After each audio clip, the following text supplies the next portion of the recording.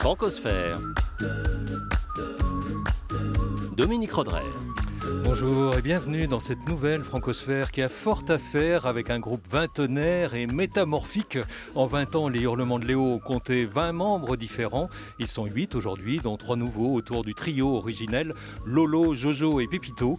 Les Hurlements ont crié de concert avec les Ogres de Barbac, avec 17 hippies ou l'Enfance Rouge. Le groupe collaboratif accueille dans son dernier album Luna des Papel, une partie de la Cafetera Roja, et nous recevons le chanteur des Hurlements de Léo, Laurent Bousquet, alias Kébous, alias Lolo, et son accordéoniste Jocelyn Gallardo, alias Jojo. En lieu et place de son goût de l'enfance, Anne Bonneau nous propose aujourd'hui une rubrique sur le bout de la langue, ou plutôt sur le bout des langues. Bogdan, le roumain, nous dira comment, à Bucarest, il a appris le français pour se distraire du tchèque.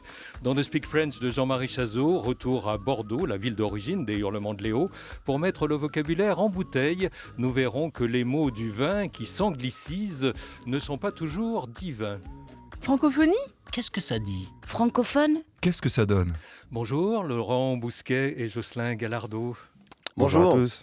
Alors, contrairement à ce qu'indique le titre du dernier album, Luna des Papel, vous chantez en français. Pour vous, Laurent, c'est une langue qui chante, le français ? Alors, c'est une langue qui peut chanter, le français, effectivement. Il faut y passer du temps. Ça demande peut-être d'y passer un peu plus de temps qu'avec la langue anglaise ou la langue espagnole. On a utilisé un peu d'espagnol aussi sur cet album-là. Et en 3000 concerts, puisque c'est à peu près ce que vous avez au compteur, j'imagine qu'il vous est arrivé de vous produire dans des lieux non francophones. Qu'est-ce que ça change dans la réception du public ? Finalement, je me suis rendu compte, je sais pas, tu me diras Jojo si je me trompe, mais on a fait quasiment le tour du monde avec les Hurlements de Léo. Quand on va jouer en Russie ou en Australie, je me suis rendu compte que pour les gens, ils ont la même perception en fait de la musique que quand moi je vais voir un concert qui est donné par des Anglais. Je comprends pas l'essentiel de tout ce qui est raconté. Mais néanmoins, je me laisse faire par la musique et je me laisse happer par le groove, ce genre de choses. Je me raccroche à d'autres choses finalement quand je comprends pas les paroles et je pense que tout le monde est capable de faire ce petit effort, quoi. Jojo, la musique chantée, les chansons, on les comprend toujours sans les comprendre ? Oui, on peut dire ça. Après, c'est une histoire peut-être un peu d'exotisme, quoi. Peut-être qu'en Russie, on est perçu. Alors, la Russie, c'est un peu particulier parce que les chansons de bandits, ça ressemble un peu à ce qu'on fait. Mais Ouais. quand on joue, je sais pas, on a joué au Japon. Au Japon, on est au moins aussi exotique que pour nous, la cumbia ou enfin tu vois, des choses comme ça. Donc non, mais c'est une ouverture. Et puis c'est vrai que même en France, des fois, on vient nous dire ah, non, mais les gars, c'était super, mais on comprend pas du tout ce que vous dites au concert. C'est pas toujours facile quand on fait du rock. De faire entendre les paroles. Alors, je parlais de métamorphose tout à l'heure. Il y a des métamorphoses dans vos noms. Laurent Bousquet, c'est aussi Kébous. Ouais. Est-ce que c'est une personne différente, justement, quand elle devient Kébous ? Différente, pas fondamentalement. Après, j'ai ma petite part. Oui, je peux cultiver ça des fois. Ça dépend des moments en fait de ma vie, je crois, comme tout un chacun. Ouais. Après, Kébous, ça veut dire aussi revolver en kabyle. Enfin voilà, c'était aussi ça la signification de tout ça. En gros, on a un discours, on a des mots qui sont des armes et qu'on peut utiliser pour. Vous avez un petit côté NRA aussi, c'est-à-dire que finalement, le discours un peu trumpiste, là, il faut sortir avec ses munitions. Ça peut Non, vous intéresser ? Pas Non, du pas tout, ces absolument armes-là. pas ces armes-là. Les armes qui sont du domaine du verbe en fait, quoi. Le fait de servir des mots pour pouvoir dire des choses. Ça m'intéresse. Après, les armes en soi, je suis objecteur de conscience, moi. Oui, c'est pas du tout pareil. Non. Jocelyn Gallardo, j'entends tout le monde vous appeler Jojo. Ça vous intimide quand on vous appelle par votre nom complet, Jocelyn Gallardo ? Non, du tout. Non, mais c'était le folklore, en fait. Jojo, c'était un peu l'hommage à Brassens et tout ça. Je crois. C'est En fait, Léo Ferré qui a aussi un Jojo. Non, c'est l'accordéoniste c'est de Brel, Brel. c'est Brel. C'est l'accordéoniste de oui, Brel. c'est Brel. Ouais. Oui. Et c'est le nom qu'il avait Bref. donné à son avion d'ailleurs, qui se trouve aux Mais îles Marquises. Brassens, c'est un Jojo aussi. Mais voilà, c'est un peu ce petit air d'années 50 Alors, Qui te va si bien. qui me va si bien. si vous vous demandez encore qui vous parle, qui sont les Hurlements de Léo, Corinne, Alexia vous répond à sa façon toujours aussi coupée, décalée. Qui ne connaît pas les Hurlements de Léo ? Ah bon ? Vous ne les connaissez pas ? Vous n'avez pas de capricieux en 3 lettres dans votre entourage ? Les rugissements léonins d'un tyran en bas âge ne vous ôtent pas toute idée de goûter à un repos chèrement gagné ? Mais si Léo braille, il a ses raisons. Quand sa mère accoucha de Léo, c'était pour mourir aussitôt. Dans les décombres d'un bistrot, c'était la guerre. Les VRP chantent Léo en 1992, mais l'année d'après, ils avaient déjà raccroché avec pour tout héritage les derniers mots de leur chanson. Les hurlements de Léo ! Ce nom était à prendre. À Bordeaux, 5 copains s'en sont emparés. Depuis plus de 20 ans, leur groupe punk Caravaning bivouaque sur les 5 continents. Mais aujourd'hui, qu'est-ce qui fait encore hurler le trio restant du début, Lolo, Jojo et Pépito ? Oui, aujourd'hui, de quoi sont faits les hurlements de Lolo ? De quoi sont faits les hurlements de Lolo, mais de quoi sont faits les hurlements de Jojo, tiens, puisqu'on parle de Lolo cette fois-ci. Alors tout simplement de ce que chacun peut vivre au quotidien finalement. Dans notre nouvel album, il y a quelques chansons d'amour, il y a des chansons qui parlent plus de l'autre extrême qui serait la mort, et puis entre les deux, il y a ce qu'on vit. Il y a la vie. Et la vie et la... Oui, c'est ce qui fait la jonction, généralement. Voilà, Oui, c'est voilà, ça. et puis avec tout ce que comporte la vie, son lot d'embrouilles, de questionnements, le fait d'être lucide aussi, la société dans laquelle on vit, la regarder et puis la dépeindre telle que nous on l'a subie ou on la vit. Alors, en 20 ans, justement, est-ce que vos hurlements ont changé un peu de nature ? Oui, ils ont changé de nature parce qu'on a appris à les formuler différemment. La rage du début s'est transformée en une patine qui nous a permis de s'exprimer plus clairement sur ce qu'on avait à dire, en fait. Alors, Corinne Alexia nous a expliqué d'où venait votre nom. Est-ce que Ouais. vous avez longtemps tourné autour du pot avant de choisir un nom au début, en 96, On 98 n'a pas tourné longtemps autour du pot. Non, c'est Erwan qui a eu la riche idée de trouver le nom de ce groupe.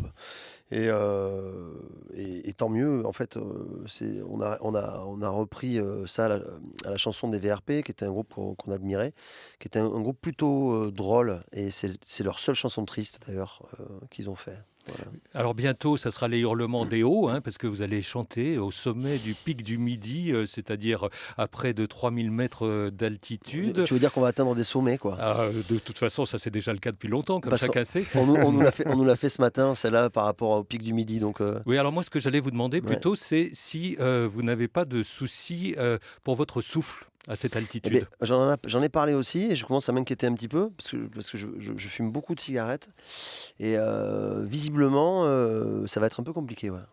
Alors, il paraît que vous définissez votre genre musical comme Java, chanson, punk, caravaning. D'autres y voient du rock alternatif. C'est une manière, Jocelyn Gallardo, de dire que vous n'avez pas envie de vous laisser embêter finalement par les genres. C'est qu'on a toujours envie de vous mettre des étiquettes, et effectivement ceux qui sont restés au premier album, ils peuvent nous mettre une étiquette chanson acoustique, un peu énervé quand même, mais le fait est que depuis le départ, en fait, on évolue tout le temps, on change des couleurs d'instruments, on est passé des guitares plutôt acoustiques aux guitares électriques, maintenant il y a du synthé aussi depuis plusieurs années, il y a des instruments un peu plus exotiques comme le oud qu'on utilise pas mal. Vincent, donc notre multi-instrumentiste, il joue aussi du lap steel, il joue aussi de la kora. Donc tout ça, en fait, c'est des touches qu'on peut utiliser un peu et qui nous permettent de faire une grande variété finalement de musiques différentes et de ne pas se laisser enfermer dans une étiquette.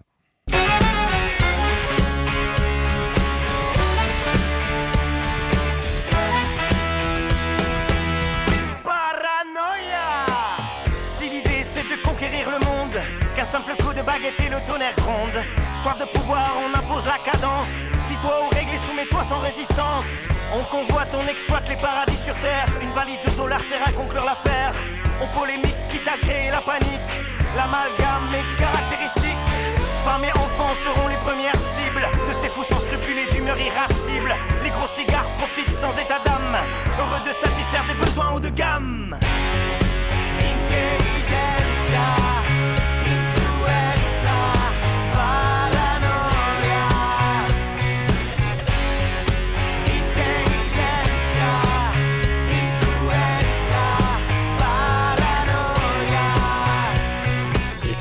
de Cumbia sur le dernier album Luna de Papel, extrait normalement précédé aussi d'un excellent flow en espagnol de l'Autrichien Anton Dirnberger que nous avions reçu dans Francosphère avec la Cafetera Rora. Paranoia, Laurent Bousquet, c'est votre état ou c'est l'état du monde ? Non, c'est pas mon état. Je pense que c'est l'état du monde, effectivement. Après, moi, mon état, je suis assez contemplatif, quoi. Non, je suis pas trop paranoïaque, en fait. Alors d'autres chansons de l'album comme L'Appétit, Des hauts et des bas sont aussi des chansons combattantes. Il y a toujours une forme de militantisme dans votre répertoire ? On est impliqué, en fait. Voilà, on se doit de l'être, j'estime. Après, militantisme, c'est pareil, c'est encore une étiquette. On est le porte-drapeau de pas grand-chose, si ce n'est de nous-mêmes et de notre petit artisanat, notre petite échelle, quoi, avec nos petites chansons.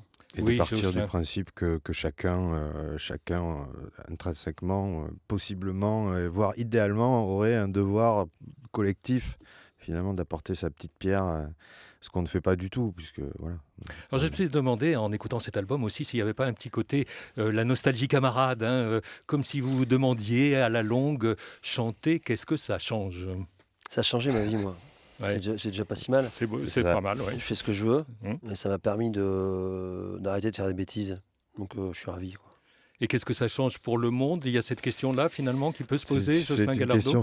On accompagne apparemment des gens dans leur existence. Alors, moi, j'ai toujours été très surpris de ça. C'est pas tant un pouvoir, finalement. C'est juste une représentation, comme n'importe quelle forme d'art, finalement. Et vous, est-ce que vous avez le sentiment d'avoir beaucoup changé sur scène, par exemple, entre le premier et le 3000e concert ? Je n'ai pas le compte exact. Waouh, oui, on a changé. On a grandi, on s'est professionnalisé, clairement. Le seul qui savait jouer de la musique au départ, c'est Jocelyn. Nous, on a clairement tous appris. Il vous a appris depuis ? Sur scène. Oui, il nous a appris beaucoup de choses. Jocelyn nous apprend pas mal de choses. Enfin voilà, nous, on lui a appris à se débrider et lui, il nous a appris à nous recentrer. Francosphère, Dominique Rodrey. Nous sommes en compagnie de deux des membres fondateurs des Hurlements de Léo, le chanteur Laurent Bousquet et l'accordéoniste Jocelyn Gallardo pour la sortie du 7e disque studio Luna de Papel, accompagné de toute une tournée. Anne Bonneau remplace aujourd'hui son goût de l'enfance par un autoportrait francophone de Bogdan Zamfir, né à Bucarest, mais qui vit et travaille désormais à Paris. En Roumanie, on commençait la première langue à 8 ans et la deuxième à 12 ans.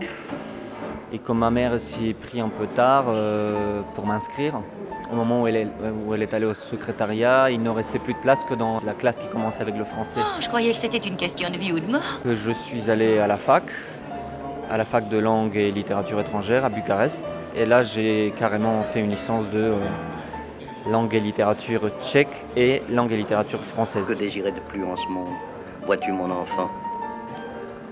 N'essaie pas de décrocher la lune. Je croyais après cette licence que j'allais finir professeur de français dans une école à Bucarest.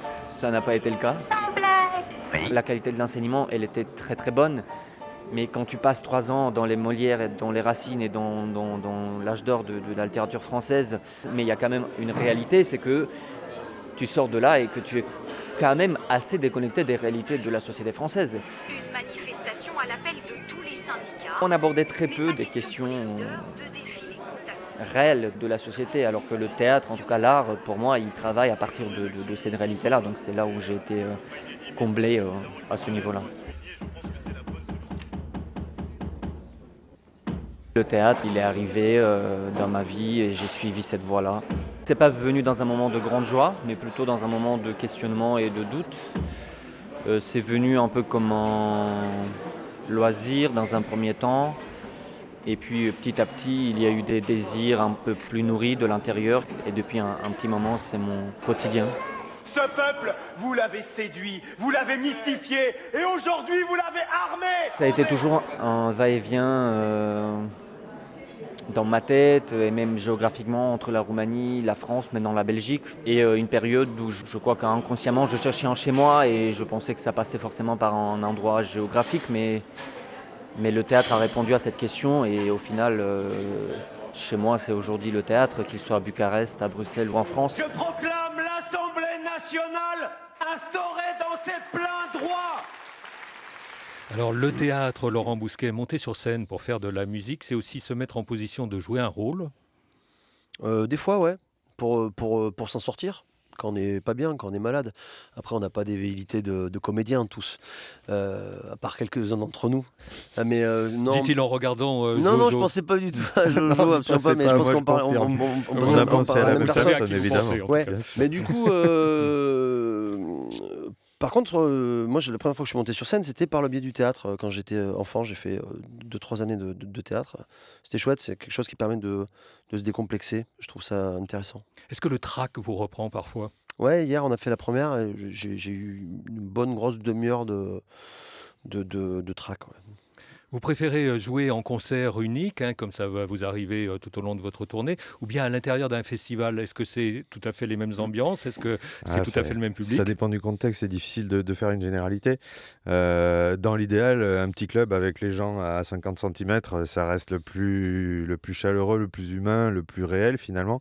Dès qu'on met de la distance, après plus la distance est grande, et en général, moins on est à l'aise. On va dire, dans un festival où les premières personnes sont à 20 mètres de la scène, on a un peu du mal. Mais bon, sans cracher dans la soupe, évidemment. L'avantage du festival, c'est que c'est l'été et qu'il y a un côté éclectique avec ça permet de rencontrer plein de collègues musiciens. Beaucoup de groupes qu'on n'aurait pas l'occasion de voir ailleurs. Donc c'est plutôt chouette. Et jouer avec les autres, comme vous le faites souvent, comme vous le faites avec les ogres en particulier, ça désacralise votre propre prestation ou ça augmente la pression ? C'est une force. Ça, comment dire, quand on est nombreux, on est plus heureux, je crois, plus fort. Plus fort, bien sûr. Ouais. Humainement et musicalement. Anne Bonneau a demandé à Bogdan Zamfir de faire son autoportrait. Si vous rencontriez Anne Bonneau, si elle vous posait la même question, si elle vous demandait de faire votre autoportrait, qu'est-ce qui vous viendrait spontanément ? Je ne sais pas vers qui je me tourne, vers Laurent Bousquet ? Ouais, je pense que Léo est quelqu'un de généreux, attentif. Là, vous parlez de Léo, vous ne parlez pas de Lolo, vous ne parlez pas de Laurent Bousquet. Non, je parle du groupe. Ouais. Je ne suis pas venu ici pour parler de moi. Ouais. Mais vous voulez que je fasse mon autoportrait à moi ? Alors justement, est-ce que les individualités continuent à exister dans un groupe ou pas tellement ? Elles sont un peu plus diluées et canalisées et maîtrisées au service du collectif, ce qui nous rend d'autant plus forts, quoi. Voilà. Jocelyn Gallardo ? Oui, c'est alors pas forcément sur l'autoportrait non plus, mais oui, clairement, le fait d'avoir des caractères forts, si on arrive à garder un minimum alors on pourrait parler de respect ou de règles de vivre ensemble, entre guillemets, en fait, les individualités enrichissent le collectif plutôt que ne le disloquent, quoi. On le neutralise. Ouais. Les autres, on ne fait qu'en parler, sans savoir qui c'est. On a tendance à faire comme si on les connaissait. Les autres, ils sont pas en papier. On peut pas les froisser. Souvent ils ont raison, sans demander pardon.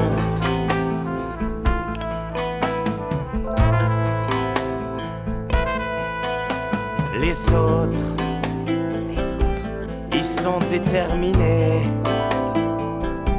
Ils ont de belles idées qu'ils dessinent à la craie sur des bouts de quartier. Les autres, j'aime pas quand ils m'aiment pas. Moi j'aime bien les surprendre, tant qu'ils ne me gênent pas, tant qu'ils n'ont rien à vendre. Alors pour prolonger ce que nous disions à l'instant, vivre au sein d'un groupe musical, c'est se trouver toujours avec les autres. Laurent Bousquet, on aspire à la solitude parfois ? Ouais, clairement. Et alors, comment on fait ? On va aux toilettes. Oui, c'est déjà un moment de gagner. C'est le seul moment en tournée où on est seul. Voilà. C'est vrai. Non, mais sans dramatiser, mais c'est en même temps, quand on se voit pas pendant un mois ou deux, on est super content de se retrouver et on est content d'être tout le temps, toute la bande, c'est rigolo aussi quand même. Alors elle a beau parler des autres, est-ce que c'est une chanson altruiste pour autant, celle qu'on vient d'entendre, du moins un extrait? C'est une chanson ouverte, ouais, je pense, ouais. Moi, je me suis demandé, à cause du ton, si c'était pas plutôt, si ça n'évoquait pas plutôt l'enfer, c'est les autres de Sartre, que le côté de l'altérité, de la solidarité. Non, je pense que non, c'est une chanson qui va justement vers les autres, quoi. Oui, c'est comme ça que vous la voyez et qu'elle a été. C'est comme ça que je l'entends. C'est Moi pas aussi, c'est pas moi qui l'ai dans la écrite. pièce à côté. Julien a écrit cette chanson. C'est comme ça qu'il le voyait aussi. Mais je pense que c'est de cette façon-là qu'il la voyait. Après, l'avantage d'un texte et d'une chanson, c'est qu'elle peut être interprétée de plusieurs manières. Quand on est un personnage public, et vous êtes des personnages publics, on n'est pas surpris de voir l'idée que les autres se font de vous ou de votre vie de musicien. Quand on commence à analyser un peu ça, oui, c'est vrai qu'on se rend compte que l'image parfois qu'on renvoie est différente de celle qu'on pense renvoyer ou aimerait renvoyer. Ouais. Mais on a aussi appris à faire avec et se dire que c'était pas un drame. On fait de notre mieux et puis voilà, quoi. Après, on n'est pas vraiment des personnages publics. C'est-à-dire que moi, c'est le groupe qui est public. Ouais, voilà. C'est ça. Bon, on est reconnu pour notre travail, mais par exemple, quand on va faire des commissions, ça se passe tranquillement. Ouais, ça se passe tranquillement. Ouais, à l'Intermarché de Saint-André-de-Cubzac, je suis peinard, quoi. Il y a une autre chanson d'Abdelmalik qui s'appelle Les Autres, le même titre. Une chanson de Jacques Brel aussi très connue. Oui, très. Il y a un paquet de chansons qui s'appellent Les Autres, il me semble. Oui, et donc Brel, on en parlait pour Brassens aussi, c'est des gens qui vous inspirent. Brassens, il a beaucoup chanté les Filles de joie, par exemple. Ouais. Oui, c'est des gens qui nous inspirent. Enfin, moi, je sais que j'ai eu la chance d'écouter, d'avoir ça dans les oreilles en étant enfant. Voilà, tant mieux. Et je réécoute avec plaisir des vinyles. Je suis plus Brel que Brassens. Je pense que Jojo est plus Brassens que Brel. Oui, mais après, je pense que c'est des influences qui sont communes à tous les gens qui sont passés dans le groupe, plus ou moins. Il y a le côté chanson réaliste, très, très riche. Brel, Brassens, et puis plus récemment, Mano Solo, qui a beaucoup compté aussi. Et puis de l'autre côté, le côté rock alternatif, issu du punk, toutes les années 80. C'est les deux principales influences.